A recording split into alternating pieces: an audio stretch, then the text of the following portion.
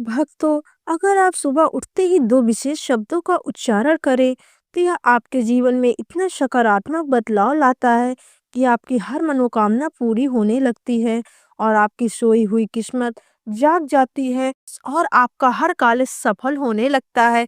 इसके साथ ही आपके जीवन की सभी परेशानियां धीरे धीरे समाप्त होने लगती हैं। बस यह दो शब्द आपकी जिंदगी में एक शक्तिशाली परिवर्तन लाने की क्षमता रखते हैं। परंतु इसके साथ ही हम आपको यह भी बताने वाले हैं कि सुबह-सुबह ऐसी कौन-सी गलतियां हैं जिन्हें करने से बचना चाहिए। यह गलतियां आपके आर्थिक संकट और घर में नकारात्मकता का कारण बन सकती हैं। भक्तों, इन छोटी-छोटी बातों का पालन करके आप अपने जीवन को सुखमय बना सकते हैं और हर कार्य में सफलता प्राप्त कर सकते हैं। सुबह उठते ही सबसे पहले आपको किसका चेहरा देखना चाहिए, यह जानना भी बहुत ज़रूरी है। कई लोग शिकायत करते हैं कि उसके घर में सब कुछ अचानक से बिगड़ने लगता है, कोई भी काम ठीक नहीं हो पाता और घर का माहौल भारी और उदास हो जाता है। कई बार अपने ही घर में घुटन सी महसूस होने लगती है, किसी भी काम में मन नहीं लगता, बुरे ख्याल आते हैं और दिन भर चिंता बनी रहती है, चाहे वह पारिवारिक समस्या हो या धन से जुड़ी कोई परेशानी। अगर आप इन सब चीज़ों से छुटकारा पाना चाहते हैं, तो आपको बस एक छोटी-सी आदत डालनी होगी, सुबह के समय या 2 खास शब्द बोलने की, जो आज मैं इस वीडियो के माध्यम से आपको बताऊँगी। तो चलिए जानते हैं इसके बारे में। भक्तों, आगे बढ़ने से पहले अगर आप भी चाहते हैं कि माता लक्ष्मी का आशीर्वाद आपके और आपके परिवार पर सदा बना रहे, तो वीडियो को एक लाइक करें, चैनल को सब्सक्राइब कर लें और कमेंट बॉक्स में जय माता लक्ष्मी लिखकर अपनी हाजिरी अवश्य लगाएँ।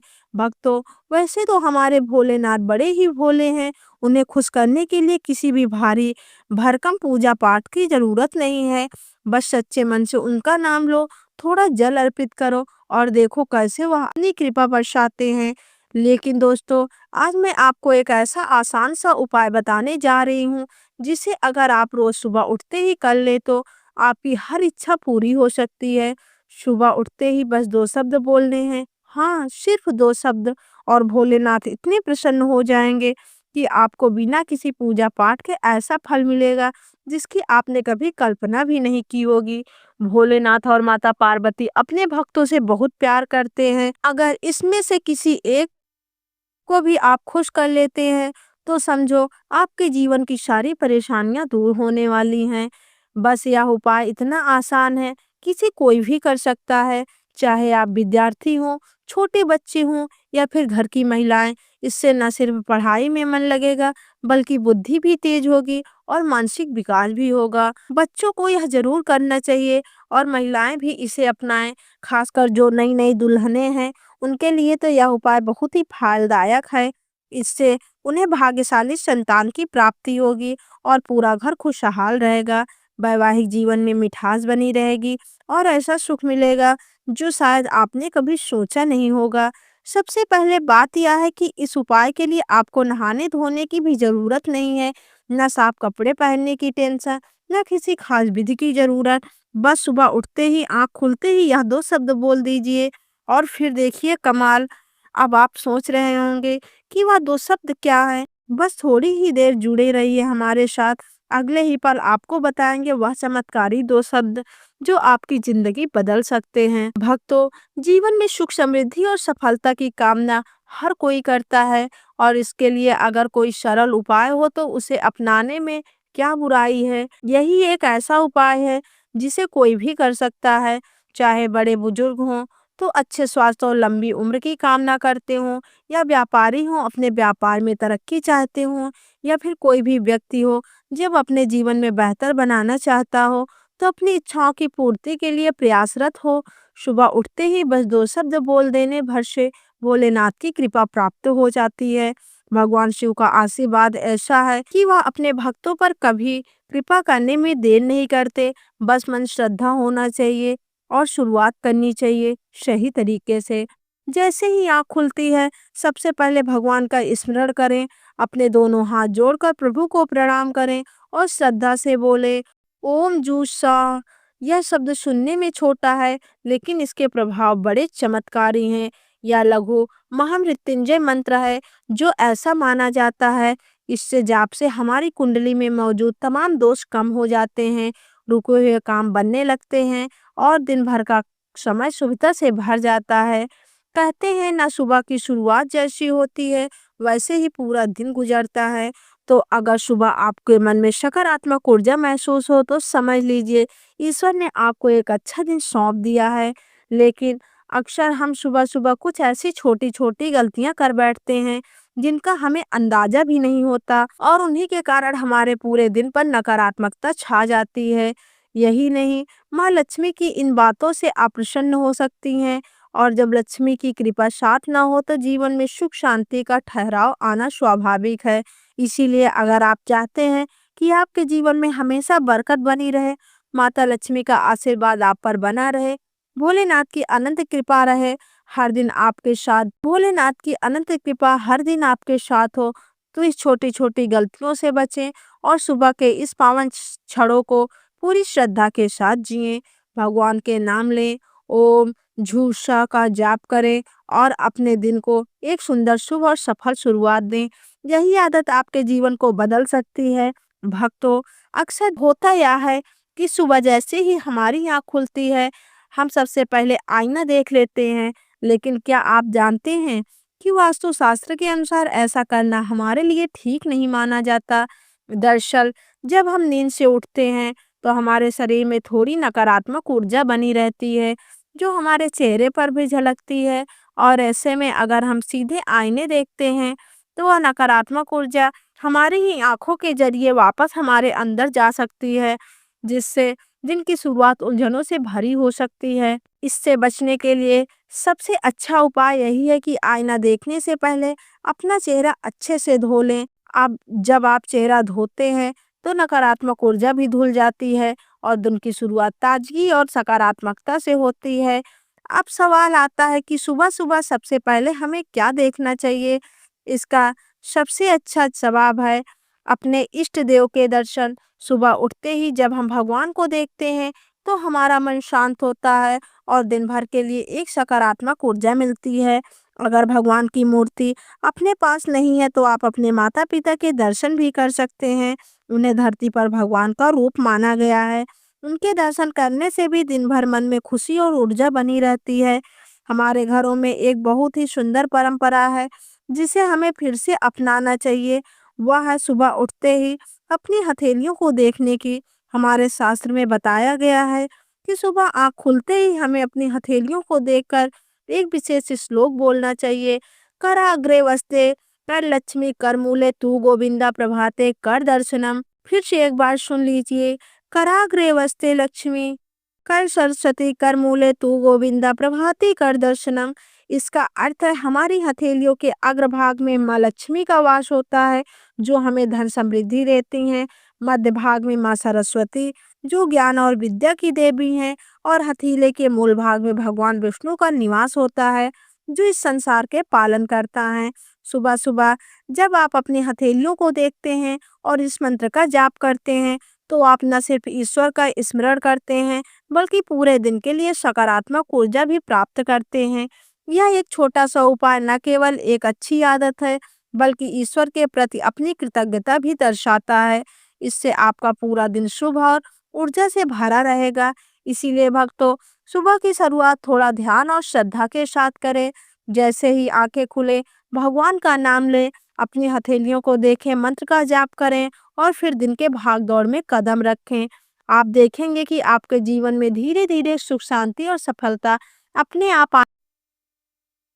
नमस्कार दोस्तों, आज हम लोग जानेंगे जो लोग देवी देवताओं की पूजा सच्चे मन से करते हैं, उनके साथ क्या होता है। इस संसार में हर इंसान किसी न किसी सहारे की तलाश में है। जब रास्ते बंद हो जाते हैं, तब अपने ही साथ छोड़ देते हैं। जब मेहनत के बाद कुछ हाथ नहीं लगता, तब इंसान ऊपर की ओर देखता है। तब उसके ओंठों से निकलता है, हे भगवान, अब तुम ही सहारा हो। लेकिन क्या आपने कभी सोचा है, जो लोग देवी देवता की रोज पूजा करते हैं, उनके साथ असल में क्या होता है? क्या भगवान सच में उनकी सुनते हैं? यह पूजा सिर्फ एक आदत बनकर रह जाती है? आज की यह कहानी आपको इसका उत्तर देगी। यह कहानी है श्रद्धा, विश्वास, परीक्षा और चमत्कार की। बहुत समय पहले की बात है। एक छोटा सा गांव था, शांतिपुर। उस गांव में एक साधारण सा व्यक्ति रहता था। नाम था रामदीन। रामदीन अमीर नहीं था, उसके पास बड़ी जमीन नहीं थी, उसका घर कच्चा था। लेकिन एक चीज थी जो उसे सबसे अलग बनाती थी, उसकी भक्ति। रामदीन हर सुबह सूरज निकलने से पहले उठता, नहा धोकर साफ कपड़े पहनता, घर के एक कोने में बने छोटे से मंदिर में दीपक जलाता। वहां माता दुर्गा की तस्वीर, भगवान शिव का छोटा सा शिवलिंग और श्री राम की मूर्ति रखी थी। वह बिना कुछ मांगे बस इतना कहता, हे प्रभु, मुझे सही रास्ते पर चलने की शक्ति देना। गांव के कुछ लोग रामदीन का मजाक उड़ाते थे। कोई कहता इतनी पूजा करता है फिर भी गरीब है। कोई कहता अगर भगवान होते तो इसकी हालत बदल देते। लेकिन रामदीन मुस्कुराकर बस इतना कहता, भगवान के घर देर है, अंधेर नहीं। एक साल बहुत भयंकर सूखा पड़ा। खेतों में फसल सूख गई, लोग भूखे रहने लगे। रामदीन के पास भी खाने को बहुत कम था, लेकिन फिर भी वह पूजा में दीपक जलाता, भगवान को भोग लगाता। पत्नी ने एक दिन रोते हुए कहा, जब हमारे बच्चों को भूख लगी है तो भगवान को भोग क्यों? रामदीन ने शांत स्वर में कहा, भगवान को याद करना मुश्किल समय में भी ही सच्ची पूजा है। एक रात रामदीन सपने में देखा। उसने देखा माता दुर्गा कह रही हैं, डरो मत, तुम्हारी श्रद्धा व्यर्थ नहीं जाएगी। अगले ही दिन आसमान में काले बादल छा गए, तेज बारिश हुई, सूखे खेतों में जान आ गई। गांव वाले हैरान थे और रामदीन, वह चुपचाप मंदिर में जाकर रो पड़ा। देवी देवताओं की पूजा करने वाले के अंदर धैर्य आ जाता है। जो पूजा करता है वह जल्दी टूटता नहीं। संकट आने से पहले संकेत मिलते हैं। भगवान सीधे नहीं आते, लेकिन इशारों में समझा देते हैं। बुरे समय में अदृश्य रक्षा होती है।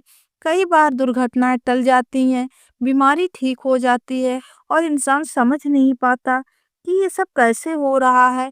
कुछ साल बाद रामदीन का बेटा बहुत बीमार पड़ गया। डॉक्टर ने जवाब दे दिया। गांव वालों ने कहा अब भी भगवान पर भरोसा है। रामदीन ने पूरी रात भगवान शिव के सामने बैठकर महामृत्युंजय मंत्र का जाप किया। सुबह होते होते बेटे की हालत सुधरने लगी। डॉक्टर बोले यह मेडिकल मिरेकल है, लेकिन रामदीन जानता था यह भक्ति का फल है। जो लोग देवी देवताओं की सच्चे मन से पूजा करते हैं, उनके कर्म धीरे धीरे सुधरने लगते हैं। उनका स्वभाव शांत हो जाता है, उनके फैसले सही होने लगते हैं, उनके आसपास नकारात्मक लोग खुद दूर हो जाते हैं। ध्यान रखिए, भगवान की पूजा सौदा नहीं है। यह मत कहिए मैं पूजा करूंगा तो मुझे यह चाहिए। पूजा का मतलब समर्पण। बुढ़ापे में रामदीन का घर सबसे सुखी था। उसके बच्चे संस्कारी बने, घर में कभी दरिद्रता नहीं आई और सबसे बड़ी बात, मन को शांति मिली। मरते समय रामदीन बस इतना बोला, मैंने कुछ नहीं मांगा, लेकिन भगवान ने सब कुछ दे दिया। अगर आप देवी देवता की पूजा करते हैं तो याद रखिए, भगवान हर समय परीक्षा लेते हैं, लेकिन भक्त को कभी अकेला नहीं छोड़ते। देर हो सकती है, इनकार नहीं। रामदीन के जाने के बाद लोग समझने लगे कि भगवान की पूजा करने से जीवन सुधरता है। लेकिन अभी कहानी खत्म नहीं हुई थी। अभी तो भगवान की असली लीला शुरू होनी थी। रामदीन के बाद उसका बेटा मोहन बड़ा हुआ। मोहन पढ़ा लिखा था, शहर में नौकरी करता था। उसने मंदिर जाना कम कर दिया। वह कहता पूजा से क्या होता है, मेहनत ही सब कुछ है। घर का मंदिर बंद रहने लगा, दीपक बुझा रहने लगा। एक रात मोहन ने सपना देखा। सपने में वही मंदिर, वही मूर्तियां, लेकिन सब धुंधली थी। एक आवाज आई, जिस घर में मुझे बुला दिया जाता है वहाँ शांति भी धीरे धीरे चली जाती है। मोहन घबरा कर उठ गया, लेकिन उसने इसे सपने समझकर नजरअंदाज कर दिया। कुछ ही महीनों में नौकरी चली गई, घर में कलह बढ़ने लगी, बच्चों की पढ़ाई बिगड़ने लगी। अचानक बीमारी ने घर कर लिया। मोहन सोचने लगा, कुछ अचानक क्यों बिगड़ रहा है। मोहन की माँ ने कहा, बेटा, जब तक इस घर में दीपक जलता था, अंधेरा पास भी नहीं आता था। उस दिन मोहन ने सालों बाद मंदिर साफ किया, दीपक जलाया। आंखों में आंसू थे, हाथ जोड़कर बोला, हे प्रभु, अगर गलती हुई है तो क्षमा कर देना। ध्यान रखिए, भगवान तुरंत सब कुछ नहीं बदलते, लेकिन रास्ता ज़रूर दिखा देते हैं।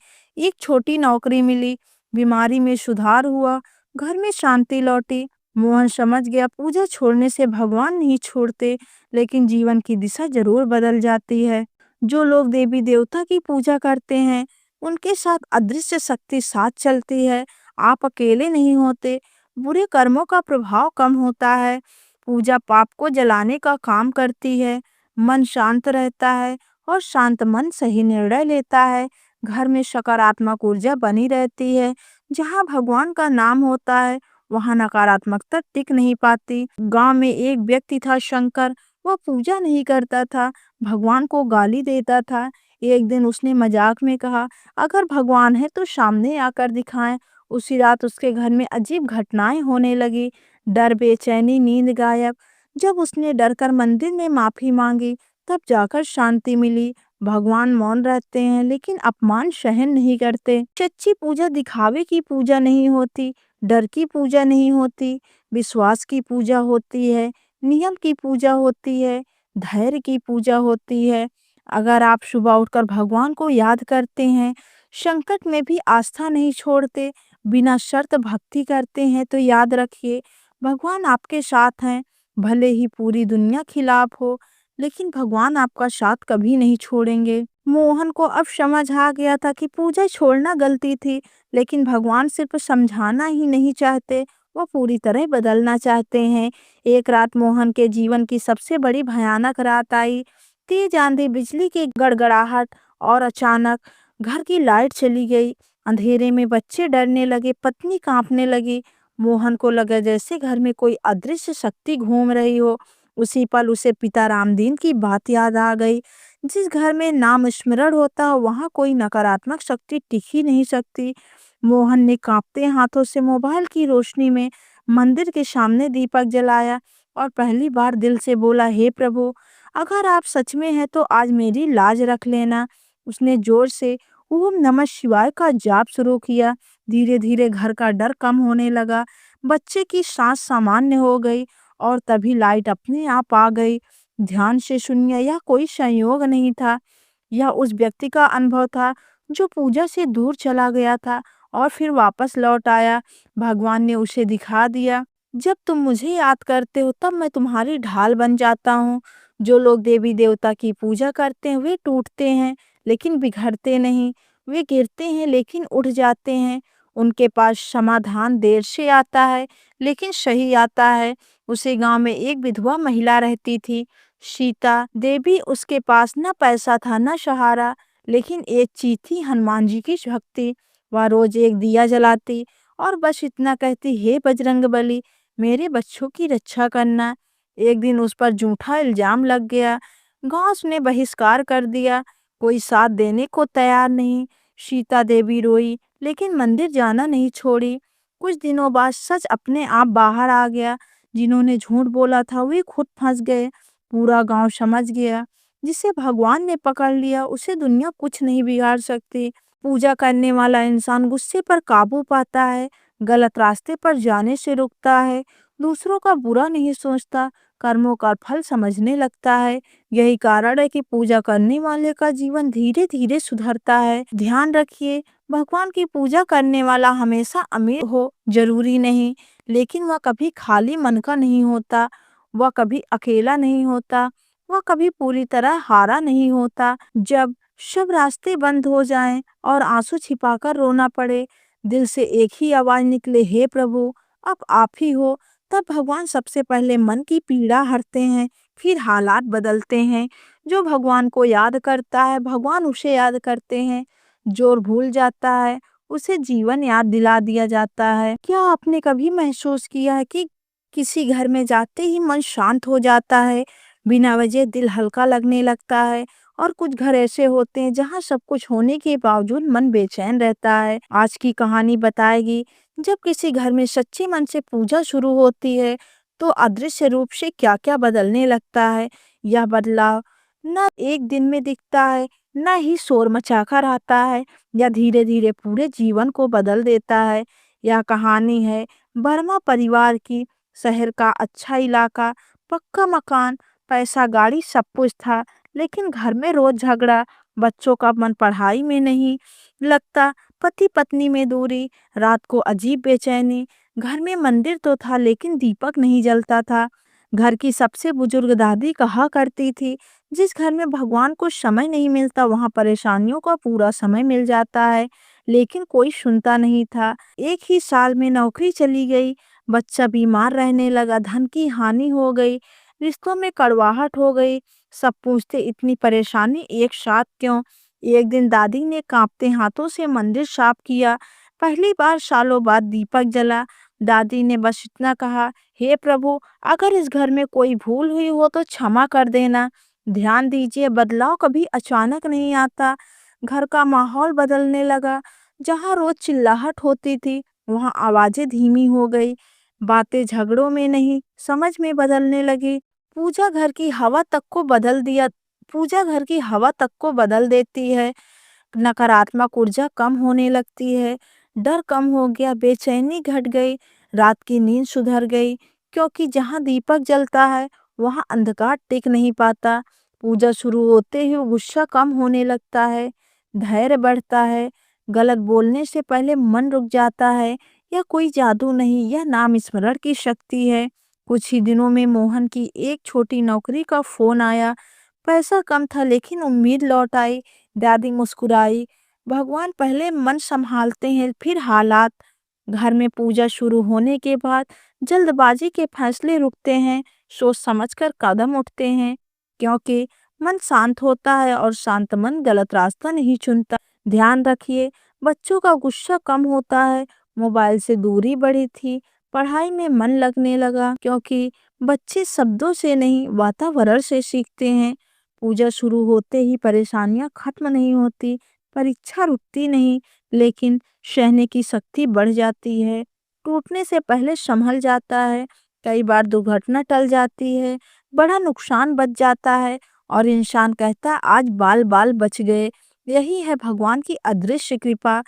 पूजा कभी दिखावे के लिए नहीं होती, डर के कारण नहीं होती। रोज एक दीपक, एक मंत्र, एक धन्यवाद इतना काफी है।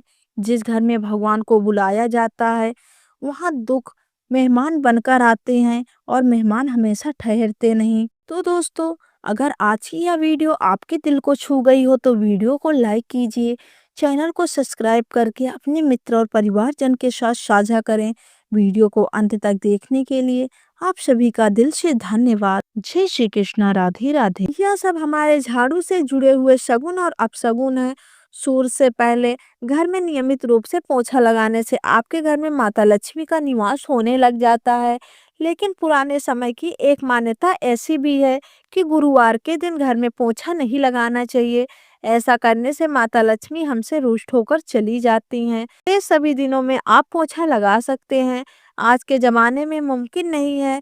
ध्यान रखना कि आज कौन सा दिन है और कल कौन सा दिन है। तो अगर आप बहुत ज़्यादा मानते हैं तो आप इस चीज़ को थोड़ा ध्यान दे सकते हैं। पोछा लगाने वाले पानी में कोशिश करें रोज 1 चम्मच या आधा चम्मच अपने नमक डालें। नमक को बहुत सस्ता आता है। आप बाजार से समुद्री नमक, खारा नमक लेकर आएं और अपने डिब्बे में भर कर रखें और उसमें से आप 2 चम्मच अपने पोछा वाले पानी में डालें। आप पूरे घर में पोछा लगाएंगे तो आपके घर में सदैव सुख समृद्धि बनी रहेगी। आपको शनिवार, रविवार जब भी आपके दिन याद आए तो उस दिन बिना विचार करे पोछे में पानी में खुशी खुशी नमक डालकर पोछा लगा सकते हैं। इससे आपको कोई दोष नहीं लगेगा। आप देखेंगे कि आपके घर में जितनी भी निगेटिव एनर्जी थी वह समाप्त हो गई है और आपके घर में पॉजिटिव एनर्जी का वास होने लगा है और आपके घर में सदैव शांत माहौल बना रहेगा। ध्यान रखें, अगर आप गांव में रहते हैं तो अक्सर ऐसा होता है कि अगर नहीं है तो हमारे बंगले का गेट कभी खुला रह जाए तो गाय भैंस जानवर हमारे घर में घुसते हैं। तो ऐसे में कभी भी गाय या कोई भी जानवर को घर में झाड़ू से आपको भूलकर भी नहीं मारना चाहिए। अगर आपके घर में कोई भी व्यक्ति शुभ कार्य के लिए निकल रहा हो तो उसके बाद तुरंत आपको घर में भूलकर भी झाड़ू नहीं लगानी चाहिए। कम से कम उस व्यक्ति के जाने के आधा घंटा बाद आपको झाड़ू लगानी चाहिए। जब कोई व्यक्ति आपके घर से निकल जाए तो तुरंत बाद झाड़ू लगाना शास्त्रों में अच्छा नहीं माना जाता है। ऐसा कहा जाता है कि ऐसा करना मृत्यु का संकेत माना जाता है, इसीलिए इससे बचना चाहिए। झाड़ू को कभी भी खड़ी करके नहीं रखना चाहिए। बहुत सारे लोग आदतन झाड़ू को दीवार के सहारे खड़ा करके रख देते हैं, लेकिन यह एक बड़ा अपशगुन होता है और घर में नकारात्मकता को आमंत्रण देता है। अगर आप नए घर में प्रवेश कर रहे हैं तो और चाहते हैं कि घर आपके लिए सौभाग्य लेकर आए, तो आप अपना गृह प्रवेश करें तो आपके साथ झाड़ू लेकर जाएं। शास्त्रों के अनुसार झाड़ू का माता लक्ष्मी का वास होता है, और आप झाड़ू को घर के अंदर लेकर जाते हैं तो इसका मतलब होता है कि माता लक्ष्मी आपके नए घर में प्रवेश कर रही हैं। इससे आपके घर में सुख समृद्धि बरकत बनी रहेगी। झाड़ू लगाते समय भी बेहद अहम होता है। झाड़ू लगाने का समय भी बेहद अहम होता है। खासकर सूर्यास्त के समय या सूर्यास्त के तुरंत बाद झाड़ू नहीं लगानी चाहिए। उस समय बहुत सारे टोने टोटके किए जाते हैं, और ऐसी मान्यता है कि उस वक्त झाड़ू लगाने से घर में लक्ष्मी चली जाती हैं। अगर आप चाहते हैं आपके घर पर बुरी नज़र न लगे, तो नकारात्मक शक्तियों का प्रवेश न हो, तो आप एक छोटा सा उपाय कर सकते हैं। रात के समय जब सब सो जाने की तैयारी में हो, तब अपने घर के मुख्य दरवाजे के सामने एक झाड़ू रख दें। ऐसा करने से जो भी नेगेटिव एनर्जी घर के आसपास होती है, वह उस झाड़ू में समा जाती है और घर से दूर चली जाती है। लेकिन याद रखें, सुबह होते हुए उस झाड़ू को वहां से हटा दें और उसे कहीं छुपा कर रख दें, ताकि किसी की नज़र न पड़े। इसके साथ ही अगर आप माता लक्ष्मी की कृपा पाना चाहते हैं, तो एक बहुत ही खास उपाय और है। किसी भी बड़े त्योहार वाले दिन या फिर कोई विशेष ज्योतिषीय घटना हो, जैसे ग्रहण पूर्णिमा, अमावस्या या कोई शुभ योग हो, फिर आप कुछ तय ना कर पाए, तो शुक्रवार का दिन चुने। उस दिन ब्रह्म मुहूर्त में यानी सुबह करीबन 4:30 बजे आपको 3 बिल्कुल नई झाड़ू लेकर किसी नज़दीकी मंदिर में जाना है। ध्यान रखें यह झाड़ू किसी को दिखाई न दे, और आप गुप्त रूप से उन्हें मंदिर में छोड़कर आ जाएं। गुप्त दान को शास्त्रों में बहुत पुण्यदायक और फलदायक बताया गया है। इस उपाय को करने से एक दिन पहले 3 नई इस उपाय को करने के लिए एक दिन पहले 3 नई झाड़ू बाजार से खरीद कर लाएं और उन्हें अपने घर में रख लें। अगली सुबह ब्रह्म मुहूर्त में उठें और चुपचाप बिना किसी को बताए मंदिर जाकर वहां झाड़ू छोड़ दें। या छोटा सा अगर आप काम श्रद्धा और नियम से करते हैं, तो माता लक्ष्मी की कृपा निश्चित रूप से आपके जीवन में बनी रहेगी, और आप धीरे धीरे उसका असर भी महसूस करने लगेंगे। यह जानकारी अगर आपको अच्छी लगी हो, तो वीडियो को लाइक करें, चैनल को सब्सक्राइब करें और कमेंट बॉक्स में जय माता लक्ष्मी, जय श्री हरि विष्णु अवश्य लिखें। साथ ही अपने परिवार और दोस्तों के साथ शेयर करें। धन्यवाद।